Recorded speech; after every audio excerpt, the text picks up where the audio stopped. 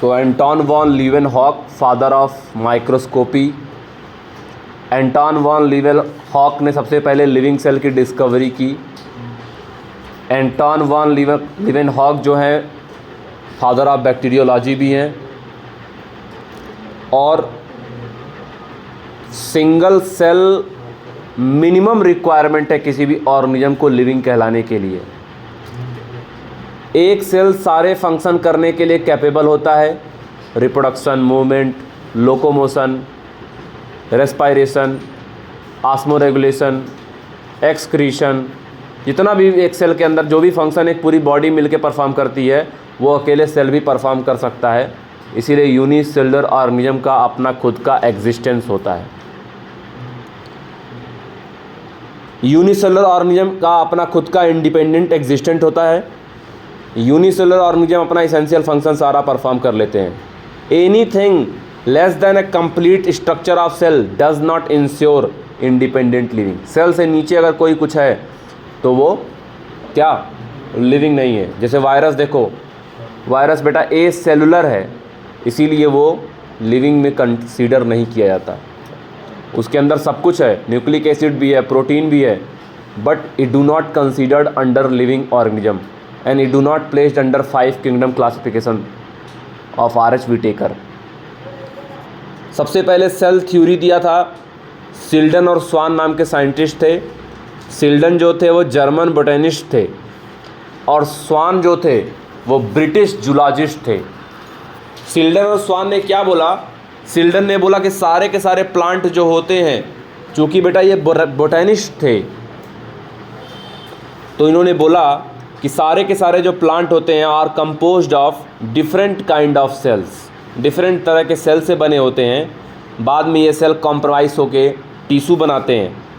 और उसी समय एक और साइंटिस्ट थे, करीब करीब 1838 में जर्मन बोटेनिस्ट सिल्डन काम कर रहे थे और 39 में स्वान काम कर रहे थे, और जो कि एक जूलॉजिस्ट थे। तो उनका ज़्यादा फोकस जो था वो एनिमल सेल पे था, लेकिन उन्होंने प्लांट सेल के बारे में भी बातें करी थी। तो जो जूलॉजिस्ट थे, स्वान थे, उन्होंने कहा था एनिमल सेल की स्टडी करके, different type of animal cell की स्टडी उन्होंने की, और उन्होंने बोला कि जो आउटर लेयर होती है किसी भी सेल की, एनिमल सेल की खास करके, उन्होंने स्टडी जब करी तो बोला कि प्लाज्मा मेम्ब्रेन की बनी होती है। यानी हर एक सेल के सबसे बाहर वाली जो लेयर होती है वो, मतलब सबके पास कोई भी सेल हो, चाहे वो यूनिसेलर हो चाहे मल्टीसेलर हो, चाहे प्रोकैरियोटिक हो चाहे यूकैरियोटिक हो, हर एक सेल के पास जो एक फिक्स चीज़ है वो है सेल मेम्ब्रेन, या आप इसको कह सकते हो प्लाज्मा मेम्ब्रेन। ये एक फ़िक्स चीज़ सबके पास पाई जाती है। उन्होंने बोला कि भैया हम एनिमल के बारे में तो बता रहे हैं, लेकिन प्लांट में भी क्या होता है, सबसे आउटर लेयर जो होती है वो सेल वॉल होती है, जो कि प्लांट का एक यूनिक कैरेक्टर होता है। तो स्वान ने अपना एक हाइपोथेसिस दिया कि प्लांट और एनिमल की दोनों की बॉडी जो होती है वो सेल की बनी होती है। It is made up of cell, या it is composed of cell and it is product of cell. It is made up of cell and it is product of cell. तो सिल्डन और स्वान दोनों की बातें प्लांट और animal को लेके उसको पूरी तरीके से कंबाइंड किया गया, और ये कहलाया बेटा सेल थ्योरी। तो cell theory is given by Schleiden and Schwann. और बाद में इस थ्योरी में कुछ चीज़ें और ऐड करना ज़रूरी था, जैसे कि नया सेल कैसे बनता है, ये इन्होंने दोनों लोगों ने नहीं बताया था। How new cells are formed, है ना, how new cells are formed. तो ये बात बची रह गई थी उस सेल थ्योरी में, तो उसको ऐड करने का काम किया था रुडॉल्फ विर्को ने। रुडॉल्फ विर्को, ये रुडॉल्फ विर्को जो थे, उन्होंने सेल थ्योरी को मॉडिफाई किया था 1855 में, और उन्होंने कहा था कि न्यू सेल्स जो होता है are arised from pre existing cells, और इसको उन्होंने बोला था ओमनिस सेलुला ई सेलुला। तो Rudolf Virchow modified the cell theory given by Schleiden and Schwann, है ना। So modern cell theory is given by Rudolf Virchow. और बस एक वर्ड उन्होंने ऐड कर दिया था इसमें, all cell arise from pre existing cell. तो कि हर सेल में बेटा सेल मेम्ब्रेन होती है, प्लाज्मा मेम्ब्रेन होती है। ये ज़रूरी नहीं है कि हर सेल में सेल वॉल हो, बहुत सारे ऐसे किंगडम है जिनके पास सेल वॉल नहीं होती है। आपसे क्वेश्चन पूछ ले कि कौन सा ऐसा किंगडम है जिसका सेल वॉल होती ही नहीं है, तो वो है एनिमेलिया में सेल वॉल होती ही नहीं है। दूसरा आपसे क्वेश्चन पूछ ले कि कौन सा किंगडम है जिसमें सेल वॉल सिर्फ कुछ में होती है, तो वो हो गया प्रोटिस्टा, है ना। सारे फंजाई के पास सेल वॉल होती है, और ये ज़रूरी नहीं कि सारे मोनेरान्स के पास सेल वॉल हो, जैसे माइकोप्लाज्मा के पास सेल वॉल नहीं होती है। और बैक्टीरिया की सेल वॉल बनी होती है ग्लूकोसामीन की, यानी पॉलीसेकेराइड और अमीनो एसिड की सेल वॉल होती है। अगर हम लोग सेल की बात कर रहे हैं तो हर प्रोकैरियोटिक सेल में न्यूक्लियस जो होता है वो नॉट वेल डिफाइंड होता है, लेस डेवलप्ड होता है, डिफ्यूज न्यूक्लियस होता है। और जो यूकैरियोट्स होते हैं उनमें जो न्यूक्लियस होता है वो वेल डेवलप्ड न्यूक्लियस होता है। प्रोकैरियोट का जो न्यूक्लियस होता है वो न्यूक्लियस डिफ्यूज न्यूक्लियस कहलाता है, यानी उनका genetic material properly well defined boundary से घिरा हुआ नहीं होता है। और जो यूकैरियोट होते हैं वो वेल डिफाइंड बाउंड्री से घिरे हुए होते हैं। प्रोकैरियोट आर ऑलवेज यूनिसेलुलर, लेकिन यूकैरियोट जो है वो यूनिसेलुलर भी हो सकता है, मल्टीसेलुलर भी हो सकता है। प्रोटिस्टा में क्या हो सकता है? यूनिसेलुलर, और बाकी सब में मल्टीसेलुलर। और अगर कोई जो यूकैरियोट है वो यूनिसेलुलर है तो उसको उठा के ला के डाल देते हैं प्रोटिस्टा किंगडम में, क्योंकि protista is a kingdom of eukaryotic unicellular organism, है ना, हैविंग नो बाउंड्री। तो किसी भी सेल के अंदर, सेल में सेल वॉल होती है, अगर है तो सेल मेम्ब्रेन तो कन्फर्म होगी। और सेल मेम्ब्रेन के अंदर यानी कि प्लाज्मा मेम्ब्रेन के अंदर जो भी कुछ लिविंग कंटेंट होता है उस लिविंग कंटेंट को हम लोग कहते हैं प्रोटोप्लाज्म। अब वो चाहे साइटोप्लाज्म हो चाहे न्यूक्लियोप्लाज्म हो, न्यूक्लियस के अंदर जो कुछ होता है वो न्यूक्लियोप्लाज्म होता है, और सेल मेम्ब्रेन और न्यूक्लियस के बीच में जो भी कुछ होता है वो साइटोप्लाज्म होता है। यानी साइटोप्लाज्म में क्या क्या चीज़ें होती हैं? तो साइटोप्लाज्म में एक तो होता है मैट्रिक्स, जिसको हम लोग बोलते हैं साइटोसोल, और दूसरी चीज़ जो होती है वो होता है सेल ऑर्गेनेल्स।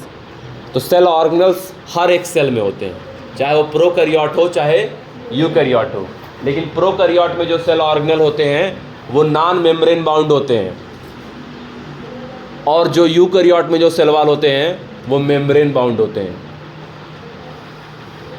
यानी प्रोकैरियोट में non membrane bound cell organelle होते हैं, जैसे ribosome.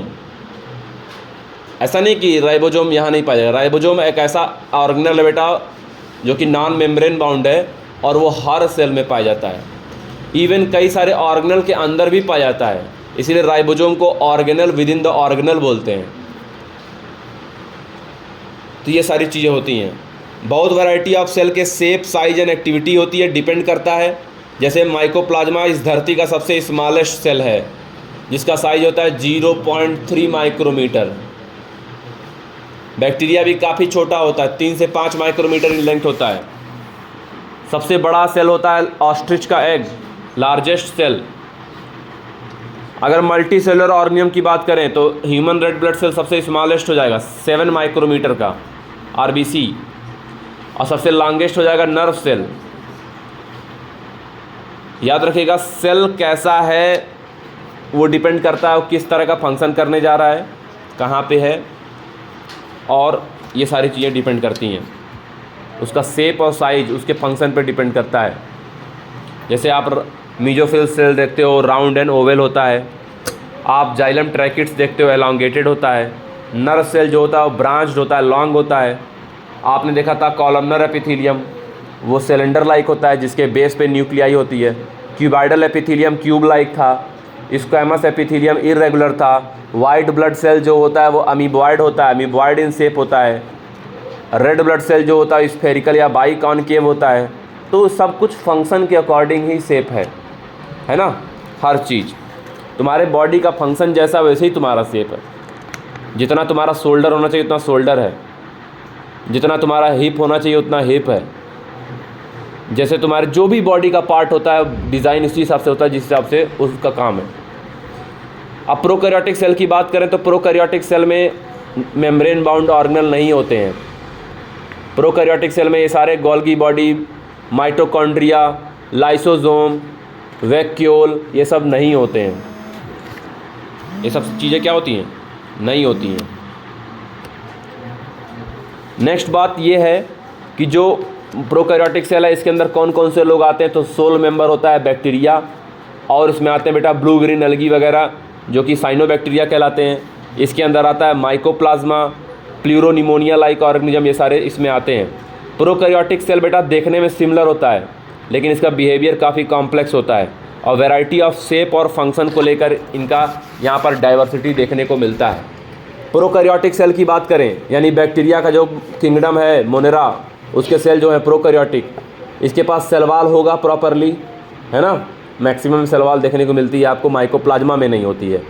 Mycoplasma can survive without oxygen, it do not possess cell wall and it effect plant and animal both, and mycoplasma is the smallest cell on earth. तो बेटा हम लोग खास बात करें, अगर इसके प्रोकैरियोट के बारे में बात करें, बैक्टीरिया के बारे में बात कर रहे हैं, तो यहाँ कोई भी वेल डिफाइंड न्यूक्लियस नहीं होगा।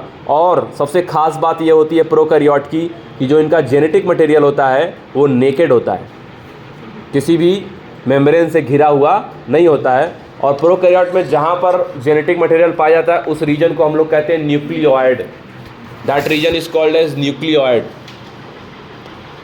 अब बैक्टीरिया में बेटा मेजॉरिटी ऑफ बैक्टीरिया ऐसे होते हैं जिसमें दो तरह का डीएनए पाया जाता है।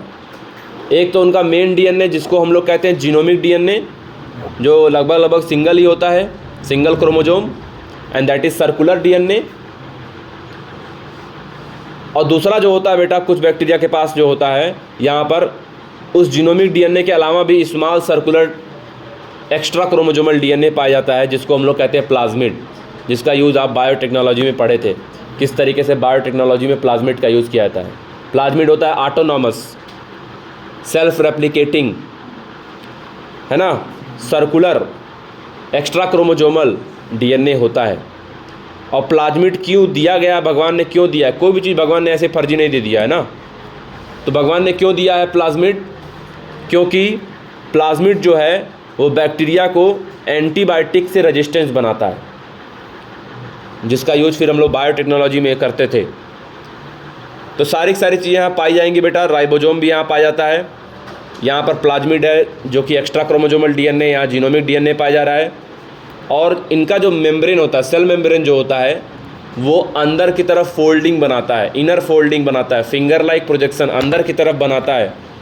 Inner folding of cell membrane of bacteria और prokaryotes are called as mesosome. बहुत ही इंपॉर्टेंट बात है बेटा। Inner membrane of bacteria differentiate होता है मीजोजोम में, और मीजोजोम के बहुत सारे फंक्शन होते हैं। मीजोजोम एक, फंक्शन हज़ार। याद करो मेरी क्लास, यहीं से शुरुआत किया था मैंने तुम्हारे बैच का। मीजोजोम एक, फंक्शन हज़ार। मीजोजोम के एक का नाम एक है, फंक्शन बहुत सारे होते हैं। और अगर इनकी बात करूं कि बैक्टीरिया का जो पूरा का पूरा कवरिंग है, चाहे वो सेल वॉल का हो गया, चाहे सेल मेम्ब्रेन का हो गया, या कुछ और भी हो सकता है, तो ये पूरा कलेक्टिवली कहलाता है बेटा सेल इन्वेलप। क्या कहलाता है? तो केमिकली अगर हम लोग प्रोकैरियोटिक सेल को देखेंगे तो प्रोकैरियोटिक सेल का जो सेल इन्वेलप होता है वो काफ़ी कॉम्प्लेक्स होता है। सबसे बाहर अगर हम लोग बात करें प्रोकैरियोटिक सेल की, तो वहाँ पर होता है बेटा ग्लाइकोकैलिक्स, यानी सबसे बाहर, सेल वॉल के भी बाहर क्या होता है, ग्लाइकोकैलिक्स एक लेयर होती है। अब ये जो ग्लाइकोकैलिक्स है बेटा, उसके बाद होता है सेल वॉल, फिर सबसे अंदर होता है प्लाज्मा मेम्ब्रेन, ठीक है ना। और तीनों मिल के बेटा एक प्रोटेक्टिव यूनिट बनाते हैं। अगर हम लोग इनके ग्लाइकोकैलिक्स की बात करें तो सबसे बाहर हम लोग, अच्छा, तीनों का जो बिहेवियर जैसा होगा उसी हिसाब से ये बेटा स्टेनिंग में भी रिस्पॉन्ड करते हैं। ग्राम पॉजिटिव होंगे या ग्राम निगेटिव होंगे, इस बात पे डिपेंड करता है तीनों मिला के किस तरह से एक्ट कर रहे हैं उस स्टेन में प्रॉपरली।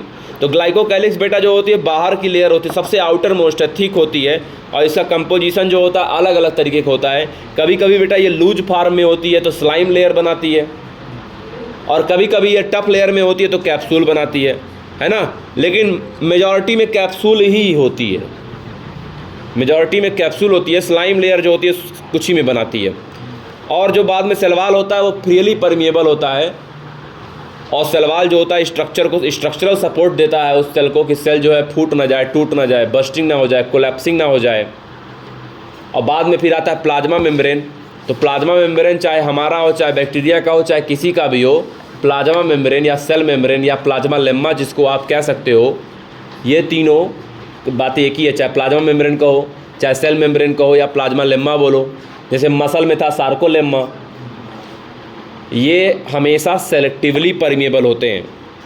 यानी कि they are semi permeable in nature, और ये आउटर साइड से इंटरेक्ट करते हैं। ये मेम्ब्रेन जो होता है बेटा क्या होता है, चाहे प्लाज्मा मेम्ब्रेन ऑफ प्रोकैरियोट हो चाहे प्लाज्मा मेम्ब्रेन ऑफ यूकैरियोट हो, दोनों सिमिलर ही तरह के होते हैं। लगभग केमिकल कंपोजिशन जो है इसका प्रोटीन, लिपिड और कार्बोहाइड्रेट का बना होता है। अब आपको पता है जो प्लाज्मा मेम्ब्रेन है वो प्रोकैरियोट में, बैक्टीरिया में अंदर की तरफ फोल्डिंग बनाता है, जिसको हम लोग कहते हैं मीजोजोम। और मैंने तुमसे कहा मीजोजोम एक, फंक्शन 1000। मीजोजोम जो है बेटा ये 3, यहाँ पर कैसे हम लोग कहेंगे, मीजोजोम के 3 पार्ट होते हैं, है ना। और वो होता है बेटा वेसिकल, टिब्यूल और लैमिले। वेसिकल, टिब्यूल और लैमिले, ये 3 इसके पार्ट होते हैं। और बहुत सारे इसके फंक्शन होते हैं, जैसे सेल वॉल बनाना, कोई चीज़ अंदर बन गया उसको चारों तरफ डिस्ट्रीब्यूट करना, डीएनए का डिस्ट्रीब्यूशन करना, डीएनए के रेप्लिकेशन में हेल्प करना, है ना, रेस्पायरेशन में हेल्प करना, सिक्रीशन प्रोसेस में हेल्प करना, और इसका अंदर सरफेस एरिया को इंक्रीज करना। यानी अंदर जब ये इस तरीके से सरफेस एरिया इंक्रीज करते हैं, फोल्डिंग बना लेते हैं, तो क्या करते हैं, सरफेस एरिया को इंक्रीज करने का काम करते हैं, जिससे एंजाइमेटिक कंटेंट की वजह से चारों तरफ मेटाबॉलिक रिएक्शन अच्छी तरीके से परफॉर्म होते रहें। याद रखिएगा, सरफेस एरिया को इंक्रीज करना बहुत इंपॉर्टेंट काम है इसका, रेस्पायरेशन करना बहुत इंपॉर्टेंट काम है इसका। आपको पता है प्लांट के पास होता है क्लोरोप्लास्ट, और उस क्लोरोप्लास्ट में होता है क्लोरोफिल। लेकिन chloroplast is a membrane bound organelle that is not present in prokaryote, so that how photosynthetic bacteria performs photosynthesis, where the pigment is located। तो याद रखना इसका एक आंसर है कि जब भैया क्लोरोप्लास्ट नहीं होता है बैक्टीरिया के पास क्या होता है। जब क्लोरोप्लास्ट एक मेम्ब्रेन बाउंड ऑर्गेनल है जो कि सिर्फ प्लांट के पास होगा, बैक्टीरिया के पास तो नहीं हो सकता ना। तो बैक्टीरिया के पास जो स्ट्रक्चर पाया जाता है जहाँ पर क्लोरोफिल वगैरह मौजूद होते हैं, green pigments to capture the light, वो होता है क्रोमेटोफोर। क्या होता है, क्रोमेटोफोर। तो क्रोमेटोफोर के अंदर ये सारे पिगमेंट पाए जाते हैं। बैक्टीरियल सेल की बात करें बेटा, कुछ बैक्टीरिया मोटाइल होते हैं, कुछ बैक्टीरिया नॉन मोटाइल होते हैं। अगर बैक्टीरिया बेटा मोटाइल है तो उसके पास फ्लैजिला वगैरह पाया जाएगा, उसके और फ्लैजिला होता क्या है, उसके सेल वॉल का एक्सटेंशन होता है ना। वैरायटी ऑफ फ्लैजिला देखने को मिलते हैं, छोटा बड़ा, ट्रांसवर्स में, लॉन्गिट्यूडनल, इस तरह से नज़र आएगा आपको। बैक्टीरिया के जो फ्लैजिला है उसके 3 पार्ट होते हैं। सबसे बड़ा पार्ट जो होगा वो होगा फिलामेंट, उससे निकला होगा हुक, और जहाँ से अटैच होगा बेसल बॉडी। तो फिलामेंट, हुक और बेसल बॉडी। बेसल बॉडी से अटैच होगा, फिलामेंट निकला रहेगा और आगे चल के वो हुक बना लेगा। तो फिलामेंट, हुक और बेसल बॉडी पार्ट हो जाएंगे इसके आपके फ्लैजिला के। और दूसरा बेटा फ्लैजिला में कुछ और मतलब कि बैक्टीरिया में कुछ और स्ट्रक्चर भी पाए जाते हैं फ्लैजिला के अलावा भी, जिसका नाम है पिलाई और फिम्ब्री। ये भी सरफेस स्ट्रक्चर हैं, और लेकिन इनका कोई भी रोल, याद रखना, पिलाई और फिम्ब्रेई का कोई भी रोल मोटिलिटी में नहीं होता है। पिलाई और फिम्ब्रेई का कोई भी रोल मोटिलिटी में नहीं होता है। इनका रोल होता है बेटा अटैचमेंट में। पिलाई जो है वो हेल्प करता है सेक्सुअल कांटेक्ट में, और फिम्ब्रेई जो हेल्प करता है वो सरफेस अटैचमेंट में हेल्प करता है। तो पिलाई और फिम्ब्रेई है ना, ये दोनों का काम होता है attachment. Pili sexual contact, fimbriae attachment to the surface. And pili जो होता है बेटा हमेशा फिम्ब्रेई से स्मॉलर होगा, and they can not help in locomotion in bacteria. याद रखिएगा बेटा, राइबोसोम की बात करें तो प्रोकैरियोट में राइबोसोम पाए जाएंगे, और यूकैरियोट कोई ऐसा सेल नहीं दुनिया का जिसमें राइबोसोम ना हो। तो कुछ राइबोसोम और कुछ डेड स्टोरेज बॉडी भी पाई जाती है, जिसको हम लोग इंक्लूजन बॉडी कहते हैं प्रोकैरियोट में। और प्रोकैरियोटिक राइबोसोम जो होता है वो प्लाज्मा मेम्ब्रेन से एसोसिएट होता है। साइज होता है बेटा 15 नैनोमीटर बाई 20 नैनोमीटर। और जो प्रोकैरियोटिक राइबोसोम होता है वो 70S होता है। Svedberg unit represent sedimentation coefficient. Prokaryotic ribosome बेटा 70S होता है, और यूकैरियोटिक राइबोसोम 80S होता है। प्रोकैरियोटिक राइबोसोम 70S और यूकैरियोटिक 80S। प्रोकैरियोटिक और हमेशा राइबोसोम के 2 सब यूनिट होते हैं। तो जो 70S होता है वो बना होता है 50S और 30S, काउंट मत करने लगना। 70S बना होता है 2 सब यूनिट से, 50S और 30S, ये सब यूनिट है, इसको काउंट करके मत ये ला देना, 80 आ जाएगा। 70S के 2 सब यूनिट 50 और 30, ये 2 छोटे स्मॉल सब यूनिट्स होते हैं। और याद रखना कि 2 सब यूनिट आपस में कनेक्टेड होते हैं मैग्नीशियम से, और राइबोसोम का काम होता है प्रोटीन का सिंथेसिस करना, और कई बार डीएनए से बनता है आरएनए, एमआरएनए, और एमआरएनए से बनता है प्रोटीन। तो ये जो आरएनए राइबोसोम जो होता है वो एमआरएनए से अटैच हो जाता है और प्रोटीन बनाता है। बहुत सारे राइबोसोम जब एमआरएनए से अटैच हो जाते हैं, बहुत सारे poly ribosome when attach to a single mRNA then it is called as polyribosome या पॉलीसोम। क्या बोलते हैं? पॉलीराइबोसोम या पॉलीसोम बोलते हैं इस कंडीशन को, है ना। When ribosome of polysome translate the mRNA into protein, तो एमआरएनए से बनता है प्रोटीन, ट्रांसलेशन में हेल्प करते हैं। बाकी कुछ डेड बॉडी भी पाया जाता है प्रोकैरियोट्स में, तो रिजर्व मटेरियल जो होता है प्रोकैरियोट में स्टोर होता है साइटोप्लाज्म में in the form of inclusion body, इसको हम लोग कहते हैं। किसी भी मेम्ब्रेन से घिरे नहीं होते हैं, ये फॉस्फेट ग्रेन्यूल हो सकते हैं, साइनोफेसियन ग्रेन्यूल हो सकते हैं, कुछ अलग तरह के बॉडी, ग्लाइकोजन वगैरह स्टोरेज बॉडी हो सकता है ना। या कहीं कहीं गैस वैक्यूल देखने को मिलता है, ब्लू, ग्रीन, पर्पल और ग्रीन फोटोसिंथेटिक बैक्टीरिया में। एज इट इज़ साइटोप्लाज्म में ये पूरी तरीके से तैर रहे होते हैं प्रोकैरियोट के, है ना। तो ये हो गया बेटा प्रोकैरियोट। बैक्टीरिया तमाम तरह के शेप का होता है, rod shape, bacillus, vibrio comma shape, spiral shape, coccus spherical shape. Bacteria ये सोल मेंबर ऑफ मोनेरा जो होता है प्रोकैरियोटिक होता है, और इनका जो सेलवाल बना होता है वो बना होता है N acetyl glucosamine, N acetyl muramic acid, N acetyl glucosamine, N acetyl glucosamine, N acetyl muramic acid से बना होता है। यानी ग्लूकोसामीन, ग्लूकोज और अमीन, यानी कि पॉलीसेकेराइड और अमीनो एसिड का सेलवाल इनका होता है। याद रखना बैक्टीरिया का जो सेलवाल होता है वो नॉन सेलुलोजिक होता है, it do not composed of cellulose as that present in plant. Plant cell wall is made up of cellulose, animal do not possess cell wall, and fungal cell wall is made up of chitin, polysaccharide. तो bacteria are member of monerans. Archaebacteria में ऐसा कुछ combination नहीं होता है, इसीलिए ये true bacteria का कंपोजिशन मैंने आपको बताया। That is what prokaryotic cell. और प्रोकैरियोटिक सेल में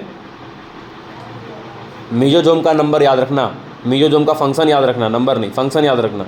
वैरायटी ऑफ फंक्शन देखने मिलेगा। पिलाई और फिम्ब्रेई के बारे में याद रखना। फ्लैजिला आपने देखा, फिलामेंट हुक और बेसल बॉडी, वेसिकल ट्यूब्यूल और लैमिले, मेसोसोम। प्लाज्मिड का फंक्शन याद रखना, स्मॉलेस्ट लार्जेस्ट सेल याद रखना। ये सब डायरेक्टली कहीं से भी क्वेश्चन गलत होने वाले क्वेश्चन नहीं। क्रोमेटोफोर जो होता है उसके पास ग्रीन पिगमेंट होते हैं, ये सारी बातें याद रखना। नेक्स्ट स्टार्ट करते हैं हम लोग यूकैरियोटिक सेल। पहले ये कंप्लीट कर लो।